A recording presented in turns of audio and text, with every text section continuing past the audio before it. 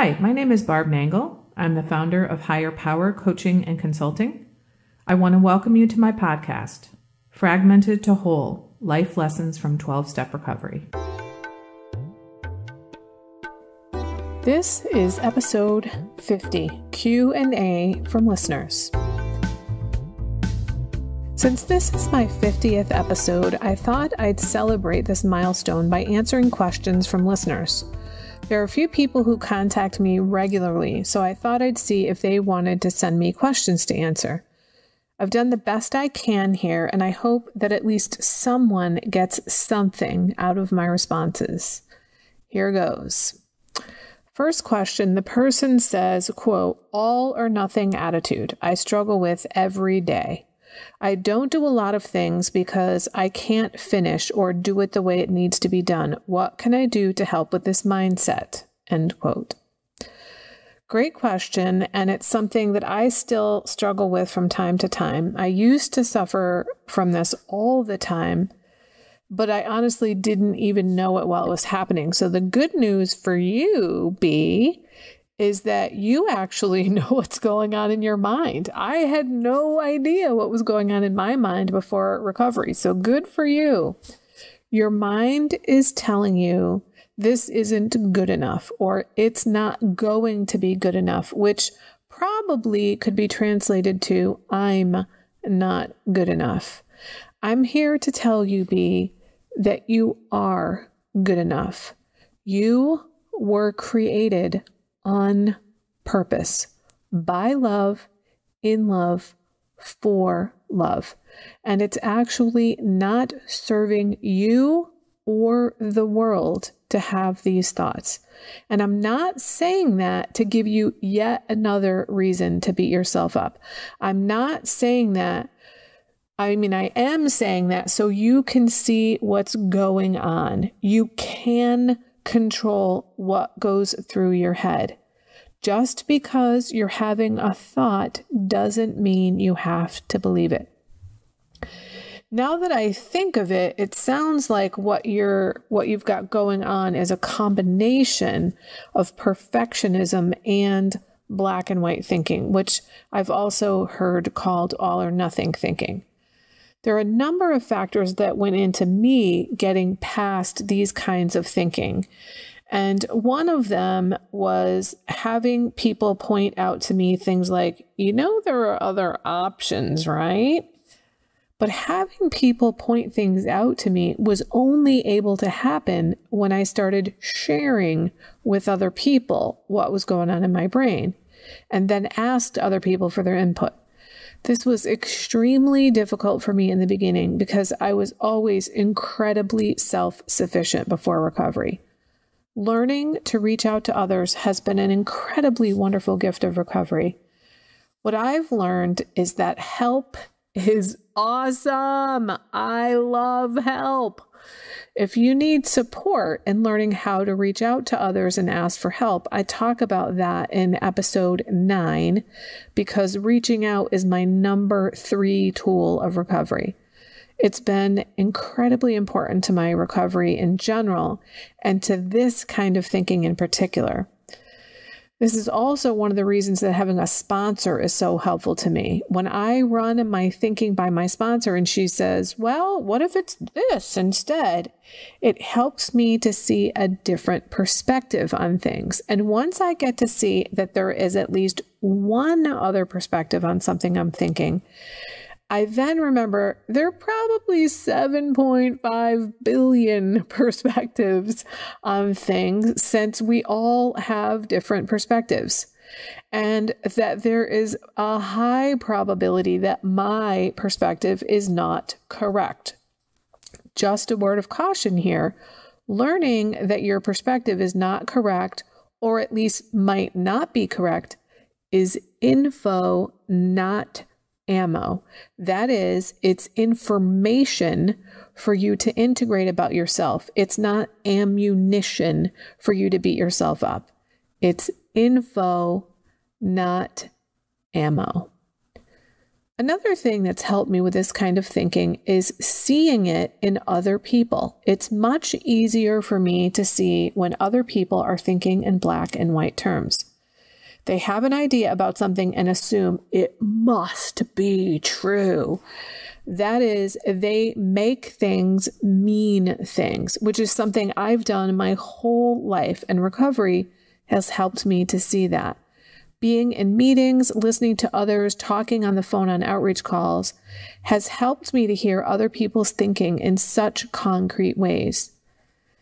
This is especially evident when we use words like always, never, have to, must, and should. One way you can counteract such thinking is by changing the words you use in your mind. Instead of always or never, try sometimes. Instead of have to, I love using get to or choose to.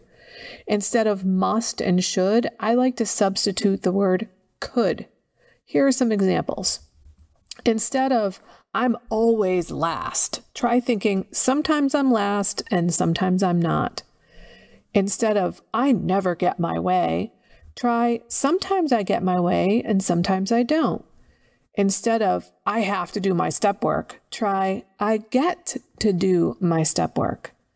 Or instead of I have to go to my mother's every Sunday, try I choose to go to my mother's every Sunday. Instead of I should go to a meeting tonight, try I could go to a meeting tonight.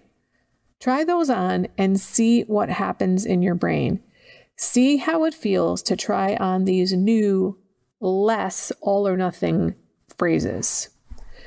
I often didn't know that I even had choices about various things before recovery, and I talk about that in episode 46 on choice versus control, as well as in episode 32, freedom from choice, which is one of the greatest freedoms I've experienced in recovery. It also sounds like B is talking about perfectionism in her question, and perfectionism is really about fear. The idea is I'd rather do nothing and avoid failure altogether than try to do something and not achieve perfection. And I think that is really rooted in the idea that we care more what other people think about us than we think of ourselves. We feel the need to appear perfect to other people because we think that's what they want. So we have these really high standards, often for ourselves, but probably also for other people. And they're standards that no human could ever live up to. I know this because that was me. I had exceedingly high standards for myself.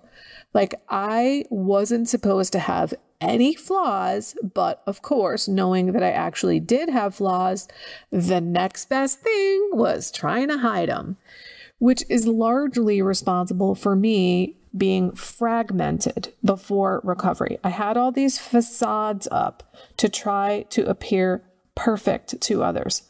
But once I started to realize I'm flawsome, which I learned in recovery, yes, I'm flawed, but that doesn't take away from me being awesome. Once I learned I was flawsome, I was able to relax into my life. And interestingly, once I let go of the need to appear flawless to others, I let go of my unrealistic expectations of others as well. I became more accepting of others and their flaws. And I was then able to be vulnerable with people and to allow others to be vulnerable with me. And I think that ultimately what this goes back to is really valuing ourselves. I think for me, coming to really understand who I am, what I'm like, being right-sized in terms of how I think about myself really helped me cut myself a lot of slack. And it also helped me cut a lot of slack for other people. I had really high standards for myself, and I also had them for other people. And it was partially because I was comparing my insides to other people's outsides. As I started to realize it's okay for me to be flawed, it's okay for me to share my flaws with other people, I started to be a lot more accepting of other people's flaws and stopped judging other people so much. As you can see, these issues are extremely complicated. We come into recovery with a lot of issues that are all tied up together, black and white thinking, the perfectionism, that are based largely on caring what other people think about me and less of what I think of me, not being right-sized, etc. It all goes together. And for me, personally, the solution to all of that is the 12 steps of recovery. As I've noted many times in this podcast, I've tried all kinds of methods of self-improvement. And even though some of them caused me to have some insights, maybe a little growth here and there, for me, the 12 steps are where it's at, because that was the formula that I followed to really change all of these things that I'm talking about and more. Now, I know the 12 steps of recovery aren't for everybody, but they are for me. And the whole reason I started this podcast is that there's a lot of wisdom in the steps, even for those who don't want to participate in a 12-step program of recovery. The next question is whether I know of any suggestions on boundaries with your own kids. B says, I don't want mine to struggle, so I made things easier for them. Now I wish I would not have done this. Well, B, I am not a parent myself, so it's difficult for me to talk about boundaries specifically for parents. But I do feel like I can speak to having developed boundaries as a result of my recovery. And honestly, just like I mentioned in the previous question, learning to care more what I think of me than what other people think of me was really the crux of me being able to develop boundaries. There's a lot of different things that went into me developing, enforcing, and maintaining boundaries. There are a lot of aspects of recovery that really contributed to me being able to have boundaries. And part of caring more what I think of me than what other people think of me has to do with self-esteem. For those of you who've been listening for a while, you know that that's not really something I struggle with typically, but sometimes I do. In fact, just last night, I had some thoughts bubble up to the surface that were pretty shitty. What's good is that the thoughts came into the light so that I could see them. So here's what happened. I'm going to share two different thoughts that I had in the last 24 hours. But first, you need to know that with the COVID-19 quarantine situation, all our meetings, probably like yours too, are moving onto the phone and onto Zoom. And our intergroup sent out a notice saying, here's the update of all the meetings in our area. I responded to the email thanking the intergroup chair and the webmaster for their service. And I said, you're saving lives. And then when I sent it, here's the shitty thought that I had afterwards. I thought, when they see this reply, they're initially going to think, oh, great. What the fuck does she have to say now? What is she going to tell us now? And then when they open it and read it, they'll be pleasantly surprised. That's an expression of gratitude. Then the second thought was last night after a meeting. The chair texted me after the meeting to thank me for wrangling the people from the conference call onto the Zoom call, as well as for everything else I do. And my thought was, she's just saying that because she's my friend and she thinks it's the right thing to do, not because it's true. Now, I had no idea these thoughts were lurking underneath my consciousness. So even though most of my conscious thoughts are about how great I am, or how if everyone just listened to me or did things my way, in other words, arrogant, it's really just a cover-up for I'm not good enough, or I don't matter, or nobody likes me. I don't want to think those things, but I do. The beauty of recovery is that I've learned that those thoughts are not true. This is why I've learned that I need to talk to my brain more than I listen to my brain, because my brain is full of shit. It's full of all kinds of shit that I've internalized over the decades. And it's my responsibility as a person in recovery to recognize this is BS. What's the truth? I've been hearing the healers out there say, if you're going to listen to the news and all the chaos that some are predicting, be sure to balance it with at least as much loving and healing and uplifting info. If you're going to listen to the news for an hour, then be sure to spend at least an hour either reading uplifting material or recovery literature, meditating, talking to positive people, reading uplifting posts online. The same is true in your brain. You need to counter the negative stuff in your brain with at least as many uplifting messages as you have negative ones.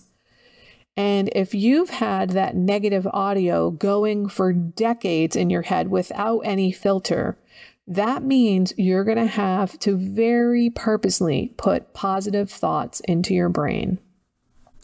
Most of the time, I struggle with the other side of the coin, where I tend to feel kind of arrogant, or I don't feel arrogant, I think arrogant thoughts. And my take on that is it's just the other side of the coin. One side of the coin is you're not enough, or you're not the right amount of something. And the other side is you're too much. Either side, you're just not the right amount, or you're just not right. You're defective. There's something wrong with you. Now, there's something else about caring more what I think of me than what others think of me that I've come to realize over the last few months or so. And that's that when I say I care more about what I think of me than what other people think of me, it has to do with my integrity. Now, I care more about being an honest person of integrity than I do about having a chance that you might like me. So what I'm talking about is this. In the past, I would lie to get people to like me. My main way of lying had to do with people pleasing. For example, somebody would ask me, would you help me with blah, blah, blah, blah. And I'd be like, oh yeah, absolutely. No problem. Don't mind at all. I'm happy to. And many times I really didn't want to. I just didn't have the wherewithal to say no. I kind of didn't even feel like it was an option. Can you recognize the black and white thinking there? It, quote, wasn't an option. What I've come to realize was that I cared more that I could have a chance that they would like me than I did about being an honest person. This was all subconscious. This was not conscious by any means. I didn't even know that I was lying, or didn't even notice I'm a liar. DENIAL.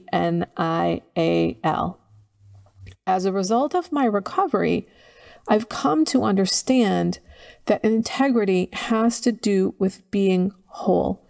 We integrate, and therefore we have integrity. I was not whole. I was split off. I was fragmented. And I also didn't know where I ended and other people began. When it comes to boundaries, there's so much that goes into it, but the bulk of it is you care more what you think of you than what other people think of you. And you realize you deserve to, you get to have the kind of life you want to live. You don't have to do things you don't feel like doing. You can choose to do things for other people. But if you feel like you must do them, or you have to do them, or you don't have a choice, that's a problem. And I think it is especially sticky situation when you're a parent and you're teaching your children how to be in the world. If you don't assert boundaries with them, not only do you not have boundaries with them, you're teaching them not to have boundaries and not to respect other people's boundaries. So the best thing you can do for your family is recover. That's the best thing you could do. You need to create your own boundaries, be your own person first in your life. And from there, you will start to set boundaries with your children and other people. It will happen organically because once you start having a sense of what it's like to live your life on purpose, the way you want to live it, which is what boundaries are about, then you're not going to want to give that up. It's a process that happens gradually over time. When I first started setting boundaries, I just didn't know how to do it. I had to experiment. And sometimes I was way too harsh. I was like, wham, slam down that boundary. And I'd realize, oops, that was a really harsh boundary. Maybe it was a little too much. Maybe I should back off on that a bit. But I didn't know that until I tried. It's something that you have to experiment with. It's not possible to suddenly one day be able to have boundaries. It's something you have to practice and get better at. Another thing to know about boundaries is that they change over time. It's not like, here's my boundary and it's going to stay there for all time. That's not how it works. Your boundaries are going to change with different people, in different settings, and over time.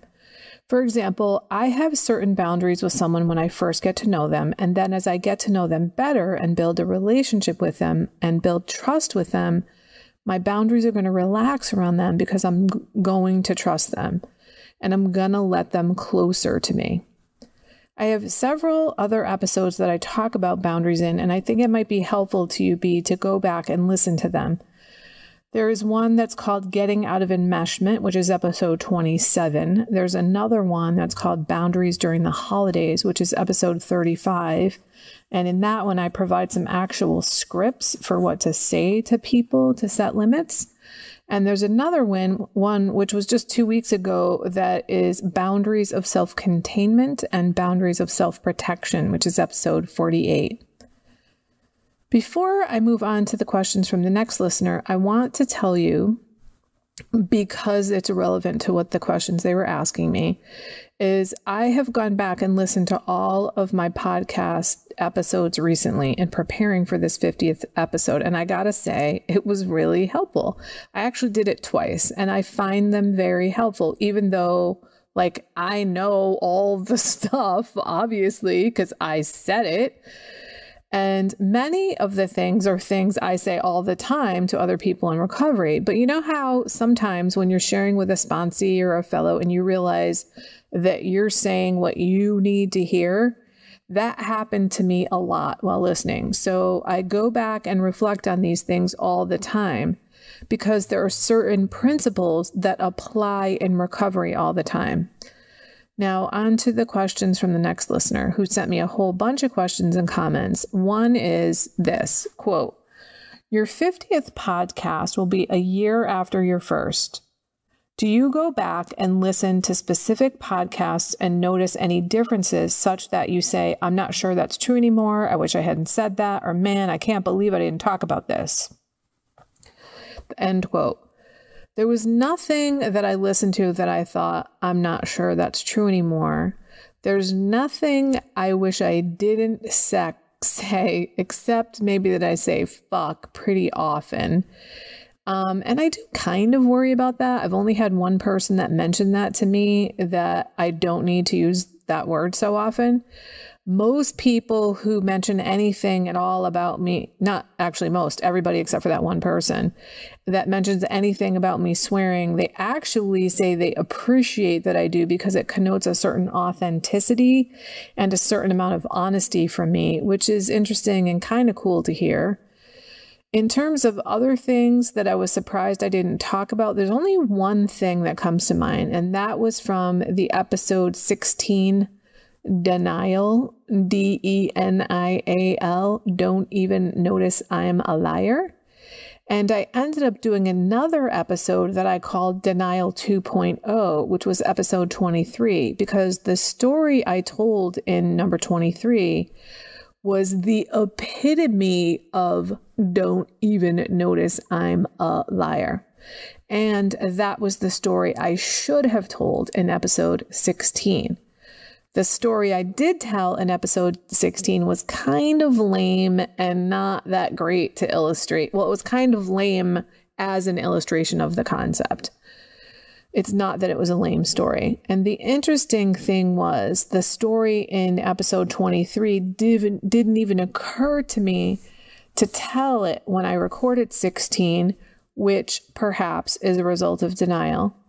I have been in denial for so long that it seems like it's a well-worn groove in my mind. But what caused me to tell it for 23 was that one day I told the story to somebody on a phone call and I went, oh my God, this is the story I should have told about denial. So I feel like I cleaned that up. That's really the only thing that comes to mind. The next question is whether I have any regrets. And he was asking really in regard to my podcast. And I said, no, I really don't. I've never been the kind of person who has regrets, and definitely not in terms of my podcast. Then he says, I've listened to your story and the specifics you related about why you were doing this. And I hope I understand what you said, but I wonder what you feel about it now after a year after you started. Is it ever a chore? No, it is not a chore. It feels like a calling to me, not a chore.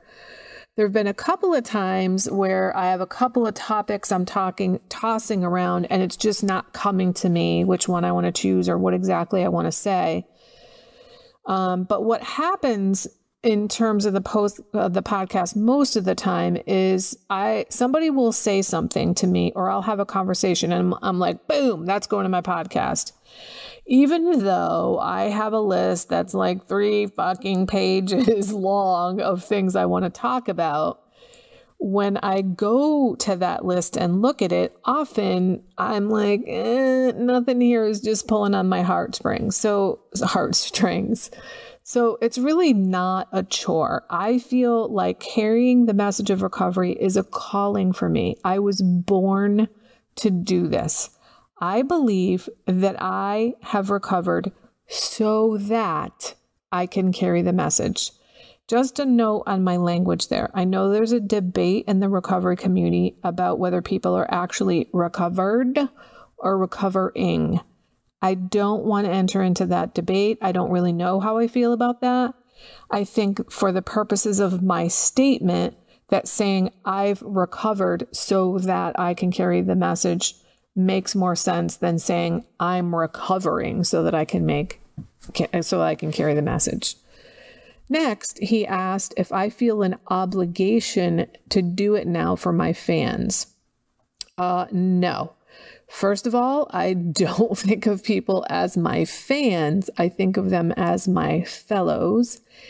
And as I just said before, I don't feel like it's an obligation. It's a calling. An obligation feels like something I'm pushed to do, whereas a calling feels like something I am pulled to do. His next question is it all a personal journey? Is it part of your business and livelihood? And if it is, how cool is that, having a livelihood linked to recovery? As I have just said a couple of times, it's a calling, which I would say is part of my personal journey. However, my business is higher power coaching and consulting, and I think of this podcast as an arm of my business now. But honestly, that is not how I thought of it when I started. When I started the podcast, it never occurred to me that this would really have anything to do with my business. In the intro to the podcast, from the very beginning, I've said this is borrowed from higher power coaching and consulting. And I think I originally said it kind of as a way to legitimize myself. I'm really not even sure. But I've actually gotten some clients from listening to the podcast, which was amazing to me that happened, because it never occurred to me that would happen in the beginning. The next question, how positive has the response been? Do you get people commenting disparagingly? And if so, how do you feel about that? And how do you deal with it in terms of your journey of recovery? I've never looked at any of the comments anywhere online. I don't even know if they're there. So I've never received any negative comments. The only comments I've gotten have been positive, and they're either from people that already know me and have my contact information, or were savvy enough to dig up my contact information and contact me because they were so grateful for what they got from my podcast, which is just amazing. I'm so glad that the podcast is helpful to others. What's amazing to me is not only do I get the amazing gift of healing and recovery for myself, I get to magnify that gift by sharing it with other people. What that means is it makes my pain and what I went through worth it. I can hopefully save someone else some amount of pain from the work that I have done. And if I could ease just one moment of one person's pain, then my life has been worth living. And I already know that I have done that. And then in terms of negative comments and what would that mean in terms of my recovery, I haven't gotten any, but I am really clear that what other people think of me is none of my business. He goes on to say, I love your candor and the way it's sculpted in the King's English. You obviously have an eloquent command of the language, and at the same time, you come across as down to earth, even a little salty at times. I love it. Is this who you've always been, or is it more an honest reflection of Barb since recovery? I definitely feel like I am much more comfortable in my skin as a result of recovery. I feel like I have sort of been boiled down to the essence of who I am now. I would never describe me the way that you have described me, Kay, though I think it's accurate, and it's really hard for me to answer that question because I'm talking from the inside of myself. But I do feel like I'm more me than I used to be. I guess I would say I was a diluted version of myself. So I guess I've always been this way, but maybe I'm more concentrated now. And then he says, not that it's all important at all factually, but as I've thought about your podcast, I've thought about something that I figured out a long time ago in my career. A lot of time, it's not about what you say, it's about how you say it, especially when everybody in the room is smart. Did you have to change how you were to be so cool in your podcast? For what it's worth, I don't think so, at least not much. No, didn't know that I was cool. In my podcast, this is who I am. You are literally hearing exactly who I am. This is what I talk like. And actually thinking about that, one of the cool things about having this podcast is that I have a couple of friends who don't live around here anymore, and they listen to my podcast and they tell me it's really cool. It's like I'm still around because I'm talking to them and I'm talking exactly the way that I always did with them. The next person here with questions says, here are my thoughts for your 50th episode. So thought 1.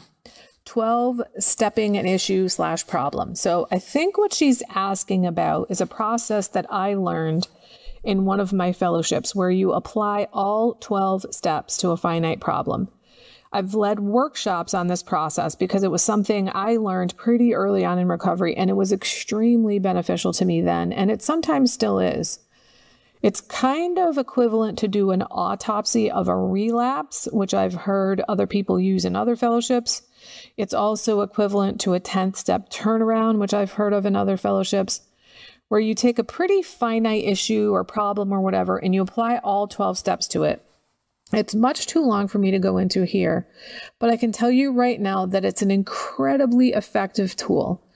When I have something that's a really difficult issue for me, if I take it to 12 Stepping a Problem worksheet, I'm usually able to really unlock things. The first time I did it was early in my second fellowship, and it was during the time I was doing the 4th step inventory in my first fellowship. And just by doing the worksheet in a meeting, I was unable to unlock my brain to the point where I was able to see my part in a way I hadn't before. And it enabled me to add over 10 more defects of character to my step 4 inventory I was working on. I was astonished at the power of that process. And it also gave me a good idea for what to expect from the steps as I move forward. Because it's one thing to read the steps on the wall in a meeting. It's another thing entirely to work through those steps with a sponsor or a step group. I've used 12-stepping a problem worksheet a number of times. And one of the things I've realized when I go back and look at all my previous worksheets that I did is that 100% of the time, I'm the problem. Like there's either an unrealistic expectation that I have, a defect of character I'm acting out of, or a lack of clarity or lack of communication on my part, or something like that that has caused the situation. If any of you are really interested in this, you can probably Google it and find it in some fellowship website. But if you can't and you want me to send you a copy, just email me. My address is barb@higherpowercoachingandconsulting.com. Yes, I know that's an incredibly long URL. All right, question 2 is grief versus depression versus unmanageability. So yeah, this is a toughie. I have dealt with all of those, and I'm going to tackle unmanageability first. My understanding is that my life was unmanageable because I was trying to control the uncontrollable. That could be addiction, that could be compulsion, but mostly unmanageability comes from me trying to control that which is outside myself. Remember, you can only control what's inside your hula hoop, your thoughts, your behaviors, your beliefs, how you treat people. It's when we get into the territory of trying to control things we cannot that our lives become unmanageable. This is why the serenity prayer is so important and so powerful. It reminds us that our higher power is going to help us with understanding the difference between what we can and cannot change. And a note on the serenity prayer, I believe it's a little bit backwards. My experience is that I get serenity from acceptance. I don't get acceptance from serenity. When I accept this is what's happening, or life on life's terms, I get to have serenity. And another thing that I want to say is that the serenity prayer is really a prayer about boundaries. What's in my territory and what's not in my territory. Now, on to grief versus depression. So there is some distinction between the two, of course, but there's also a lot of overlap between them.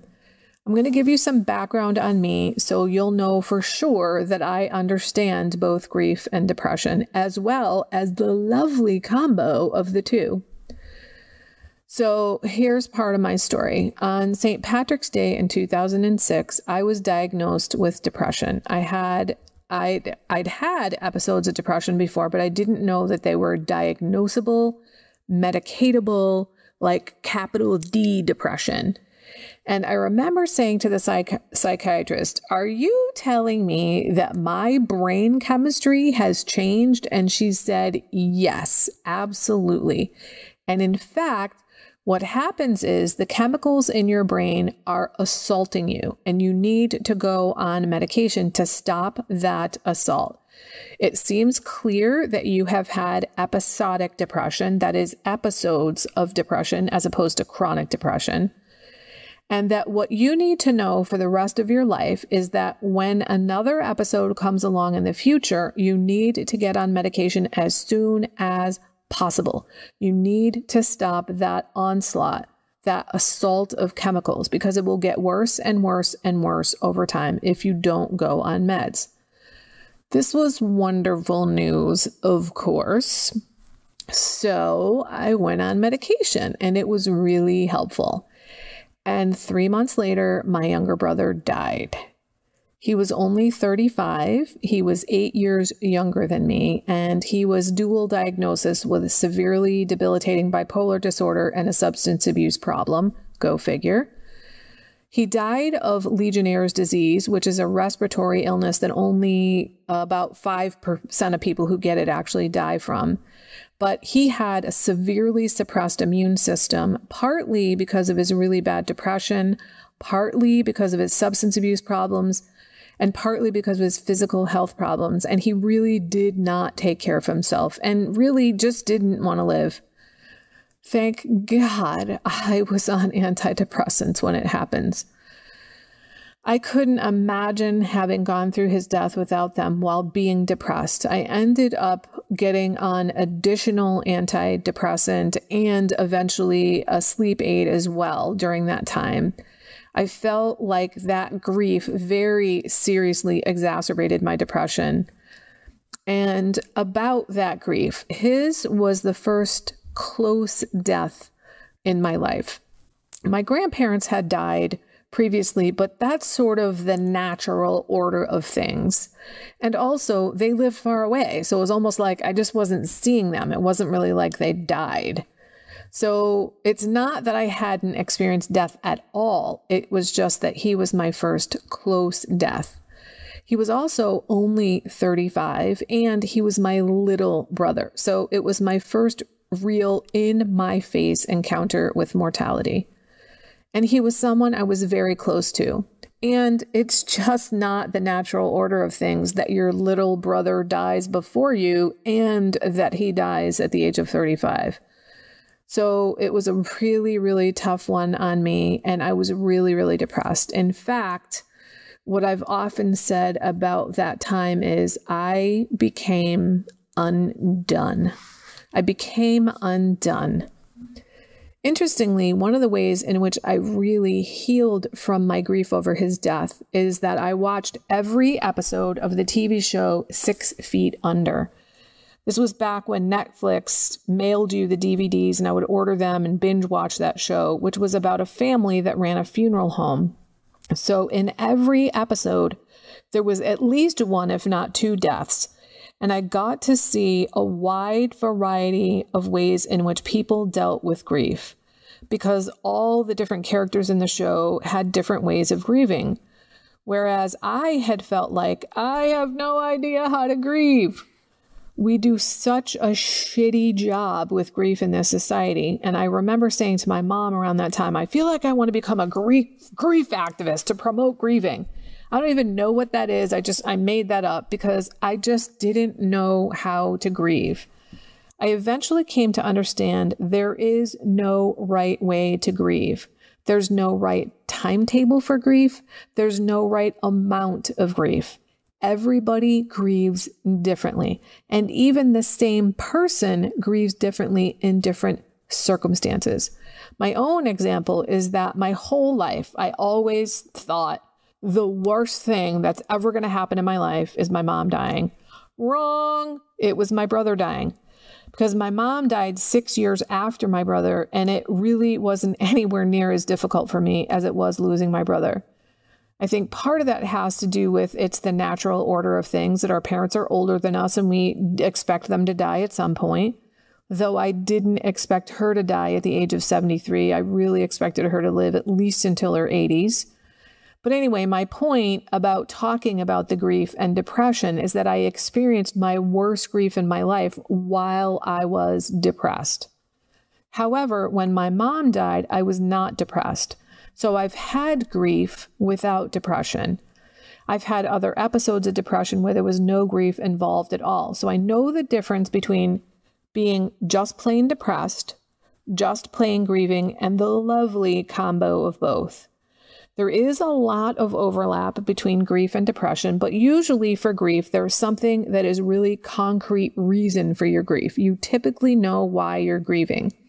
For me personally, I can look back now and say really all of my episodes of depression were because I was trying to pretend something. I was either trying to pretend that I felt things that I didn't feel, like in love with somebody, or I was trying to pretend I didn't feel things that I actually did feel, like attracted to somebody. Every single time I was depressed, there was a man involved. And it was because I was extremely codependent and not really clear about who I was, where I began and ended. And I did not have the capability of communicating directly with people.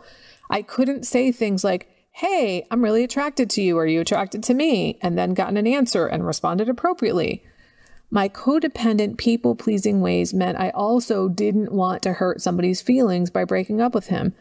But what's really crazy is I can look back now and see that I stayed with them and it was awful for them and me, but I somehow thought that staying in an awful relationship was like protecting them from not hurting their feelings. Yet I was probably treating them like shit, or at least being an asshole to them.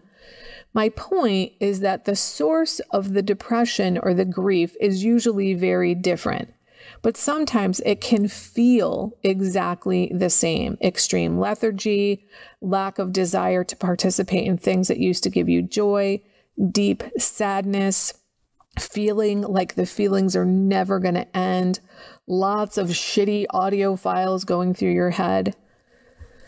Now, back to unmanageability, which can mean so many things. I believe I've given a great example of how unmanageability can lead to depression. I tried to control the uncontrollable, that is, other people, by my people-pleasing, codependent ways. And what I got was depressed, trying to pretend I felt things I didn't and didn't feel things I did, when feelings are meant to be expressed, not denied or submerged. My life was unmanageable because I didn't know who I was. I didn't know where I began and ended. I didn't know how to engage in direct communication and say things like, hey, I'm attracted to you, or are you attracted to me? Or this relationship isn't working for me anymore. And so my life was unmanageable. The last question she has is how to make healthier decisions. And I think that this really boils down to giving a shit about yourself, which is at the core of having boundaries. Like caring more what you think about you than what other people think about you. I think giving a shit about yourself and treating yourself well and kindly is what recovery is all about. We treat ourselves well, we teach others to treat us well, and we teach others to treat themselves and others well in recovery. I made a lot of unhealthy decisions, and it was often because I cared way more what other people thought of me. I cared way more about what they thought about everything. And so my good self-care practices went out the window when I was in a relationship. Making healthier decisions for me included a lot of different things, including reaching out both to my higher power and to my fellows. Asking people's opinions, because me self-willing my way through my life didn't do shit for me. So I need to run my ideas by other people, whether it is other fellows in program or by a sponsor or a close friend or a therapist or a clergy person. Really understanding what I like and don't like, what I want to do and don't want to do, what my preferences are, helps me make healthier decisions. Then there are some decisions that everybody knows are healthier than other decisions, but they're still making unhealthy decisions because they're doing something like buffering their feelings, perhaps eating lots of sugar or doing drugs to coat their nerves. I used to live the kind of life where I needed to coat my nerves, and I don't live that kind of life anymore, so I don't need to coat my nerves. So it was hard to make healthy choices of not coating my nerves when I was making all those other unhealthy choices, like bending over backwards for people and making myself overstressed and overwhelmed, trying to control the uncontrollable. What I'm realizing here from my answers to all these questions is that boundaries are an exceedingly important part of healthy living and of being in recovery. And then there's having a higher power and really believing that there is something, some force, some spirit, some divine presence, some energy, some principle in the universe. It doesn't matter what it is, as long as it's more powerful than you. believing in something that is more powerful than me, that will always be more powerful than me, and will be able to handle things I can't handle, has made all the difference in the world. I pretty much felt responsible for everything before recovery. And even though I believed in God before recovery, I didn't use God the way I do now. So when I turn my will and my life over to the care of God, primarily what that means for me is I turn my thinking over, because my thinking was the problem.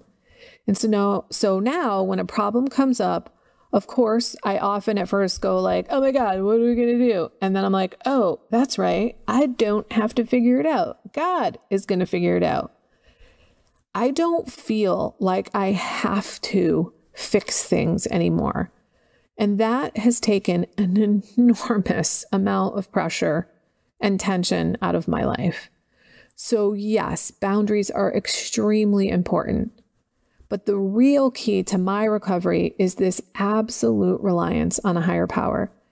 And having that means that I have this really deep and profound trust that I'm going to be okay. Everything isn't going to be okay, but I'm going to be okay. And I think I'll end with that. I hope this has been helpful to you and you've gotten all your questions answered in a way that was helpful. Namaste. That's it for today. If you like what you've heard here, then you just might be interested in private coaching with me. If that sounds like you, head on over to my website, which is higherpowercoachingandconsulting.com, and click on the contact menu. I'd be happy to schedule a consultation with you to help you make lasting changes in your life, like I've made deep, lasting changes in my life. My ideal client is someone who is ripe for change, but I'll coach anyone who wants to be happy, joyous, and free. So if that's you, shoot me an email. I'd love to hear from you. Thanks for listening. Be sure to like and subscribe so you can be sure to get future episodes of my podcast. Thanks again.